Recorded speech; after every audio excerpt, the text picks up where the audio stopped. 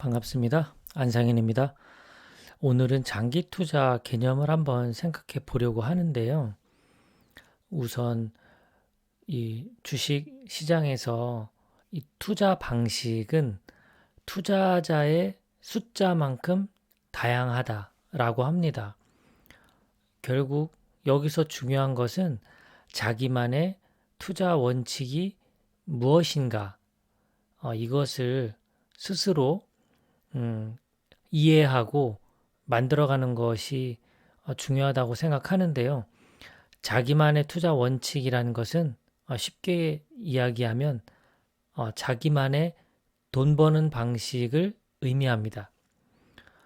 주식 투자 방식은 이제 그만큼 다양한데요. 그 중에서 자기만의 방식을 만들어가는 것이 필요하다는 것을 말씀드리고 싶습니다. 자기만의 방식을 만들어갈 때 세 가지 핵심 요소가 있는데요. 첫 번째는 주식의 종목입니다. 두 번째는 사는 기준, 세 번째는 파는 기준입니다. 그러니까 어떤 주식을 살 것인가, 그리고 매수할 때의 기준은 무엇인가, 또 매도할 때의 기준은 무엇인가. 이제 이것들에 대해서 스스로가 원칙을 세우면 된다는 뜻입니다. 일단 저는 단기 매매는 아니니까요. 장기 투자자 입장에서 어떤 주식을 보유하는 게 적합할까요? 보여드리는 이 첫 번째 이미지는 국내 상장돼 있는 시가총액 이 상위의 종목들입니다. 1위부터 10위까지. 보시면 아시겠지만 첫 번째 1995년도에 보시면 1등이 한국전력이었습니다. 만약에 한국전력에 장기 투자를 해야 되겠다라고 마음을 먹었다면 2005년까지 괜찮죠. 한국전력이 시가총액 2위니까 장기 투자할 만한 종목이라는 생각이 들고요. 다시 10년을 더 투자해서 20년을 장기 투자한다라고 가정을 한다면 2015년도에 보니까 한국전력이 시가총액이 4위입니다. 이때까지도 장기 투자할 만한 주식이다라고 판단할 수 있겠네요. 그런데 딱 5년 지나서 22년, 2020년도에 1위부터 10위까지 이 범위 안에 한국전력이 포함되어 있지 않습니다. 그렇다면 한국전력을 장기 투자하기로 마음 먹었던 투자자라면 어느 시점에서 고민을 할 수밖에 없겠죠. 나머지 종목들도 보시면 알겠지만 과거에 없었던 LG화학, 셀트리온, 네이버, 이런 정말 새로운 회사들이 2020년 이후에 시가총액 상위 10위권 안에 들어있다는 걸 알 수가 있습니다.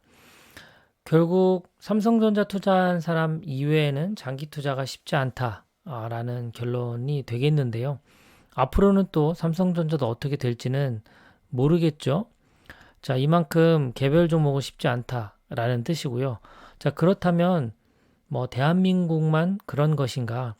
자, 이 두 번째 이미지는 지난 30년간의 글로벌 기업의 시가총액의 순위 변화입니다.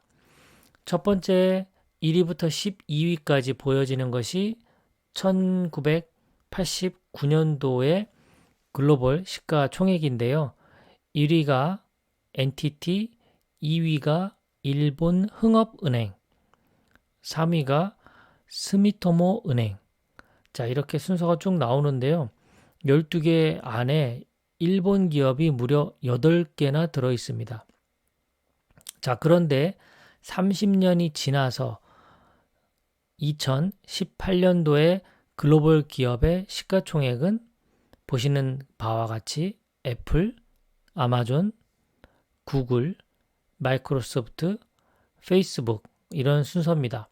지금 현재 2023년에도 이 5개 회사의 순서는 뭐 크게 바뀌지 않고 있는 것 같습니다.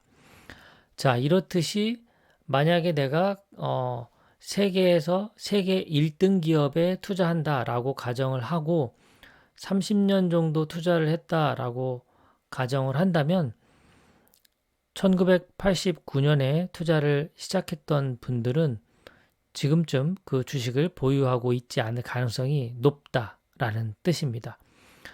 지금 현재 시가총액 1위인 애플이 또 앞으로 어떻게 될지는 모르겠지만 결과적으로 국내 기업이든 해외 기업이든 장기 투자에 적합한 주식을 선택하는 것은 정말 어렵다라는 것이 결론입니다. 그래서 저도 주식 투자는 장기 투자하는 게 맞다라는 생각은 가지고 있는데 그렇다면 어떤 주식에 투자할 건데 라는 고민 끝에 찾은 것이 이제 특정 회사 주식보다 회사를 묶어서 투자하는 ETF를 결정하게 된 이유입니다. 자, 그리고 장기 투자를 한다라는 그 개념에 있어서 중요한 것이 적당한 수익률입니다. 적당한 수익률. 높은 수익률이 아닙니다. 보통 단타 하시는 분들은 뭐 1년에 뭐 10%, 20% 이런 수익률은 정말 우습게 생각하시거든요. 물론 저도 재미삼아 그 단기 매매하는 것이 있습니다. 최근에도 30% 넘은 주식이 있어서 팔고 약간의 그 수익을 좀 챙겼거든요. 그러니까 제가 재미삼아 하는 이 단기 투자는 저는 수익률이 30% 기준으로 해서 매도하는 편입니다. 근데 제 자산이라고 생각하고 늘려가는 그런 주식들은 팔지 않고 있고요. 장기 투자의 중요성을 많은 분들이 말씀하셨는데요. 제가 지금 소개하는 내용은 돈의 심리학이라는 책에 나오는 건데요. 워런 버핏에 관련된 책들이 2,000권이 넘는다고 합니다. 그 중에 정말 훌륭한 책들이 많이 있는데, 이 돈의 심리학의 저자인 모건 하우절이 언급한 진정한 어떤 워런 버핏이 정말 투자에 있어서 중요한 포인트가 무엇인가에 대해서 언급한 책은 많지 않다. 이렇게 이야기하고 있습니다. 왜냐하면 다들 워런 버핏이 뛰어난 투자자다라는 쪽에 포커스를 맞췄는데 진짜 중요한 것은 80년 이상 투자했다라는 것입니다. 자, 이 80년이라는 장기 투자 기간이 왜 중요한가 비교를 해드리면 이 돈의 심리학 책이 나왔을 당시에 워런 버핏의 순 자산은 845억 달러 정도 됐다고 합니다. 지금은 그보다 더 넘었을 수도 있겠죠. 자, 845억 달러인데 이 자산이 만들어지기까지 결정적인 시기는 바로 50번째 생일 이후부터라는 겁니다. 그 전까지는 복리의 효과가 있지만 이렇게까지 큰 자산을 형성하지는 못했는데 50번째 생일 이후부터 정말 스노우볼 이펙트라고 하죠. 눈덩이 효과가 제대로 나타난 결과라고 해요.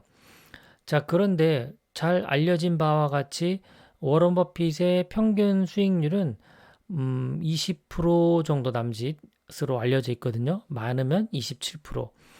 그런데 이 워런 버핏보다도 수익률 면에 있어서는 3배 이상 뛰어난 인물이 있는데요. 바로 르네상스 테크놀로지를 만든 짐 사이먼스입니다. 이 사람이 얼마나 대단하냐면 1988년부터 투자를 해서 30년 이상 연간 66%의 수익률을 거두어 두었기 때문입니다. 워런 버핏의 거의 3배죠. 그렇다면 이 사이먼스의 순 자산은 얼마일까요? 210억 달러입니다. 워런 버핏의 3분의 1이 안 되는. 그런데 만약에 이 짐 사이먼스가 연간 66%의 수익률로 버핏처럼 70년간 복리를 누렸다면 그의 현재 재산은 얼마냐면요. 6,390경입니다. 6,300조도 아니고 그 조의 또 1000배인 6,390경.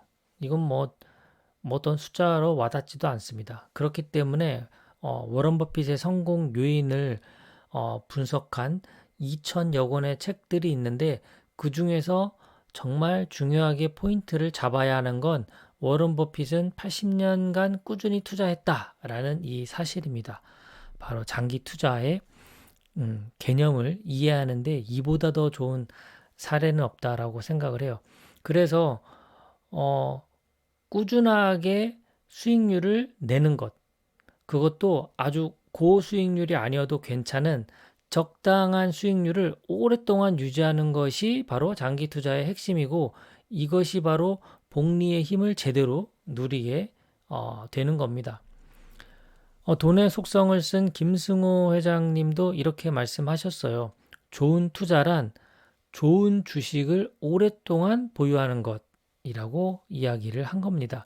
그냥 단순하게 장기 투자해라 라는 개념이 좋은 투자가 아니라고 강조를 하셨죠. 좋은 주식을 먼저 선택을 하고 장기 투자를 하는 것, 그리고 좋은 회사를 고르는 안목을 가진 사람이라면 그 회사에 투자하면 됩니다. 그런데 저처럼 특정 회사를 공부하고 또 이런 분석하는 것 자체가 어렵고 귀찮은 사람은 ETF에 투자하시면 됩니다. 제가 주로 추천드리고 또 제가 투자하고 있는 종목 4종목입니다. 타이거 미국 나스닥 100 ETF는 세계 최고 기술 기업 100개 회사에 투자하는 ETF고요. 미국 S&P 500은 세계 최고 기업인데 전 분야에 걸쳐서 500개 회사에 투자하는 주식이고요. 미국 테크탑 10은 세계 최고 빅테크 기업 10개 회사에 투자하고 있습니다. 필라델피아 반도체 나스닥은 세계 최고 반도체 기업 30개 회사에 투자하는 그런 ETF라고 이해하시면 좋을 것 같습니다. 머리 아프게 투자하기 싫으신 분, 그리고 그냥 단순하게 특정 종목만 장기 투자하다가 결국은 망하는 그런 결과를 얻고 싶지 않은 분이라면 ETF 투자하는 것에 대해서 신중하게 공부하고 고민해 보시길 추천드립니다.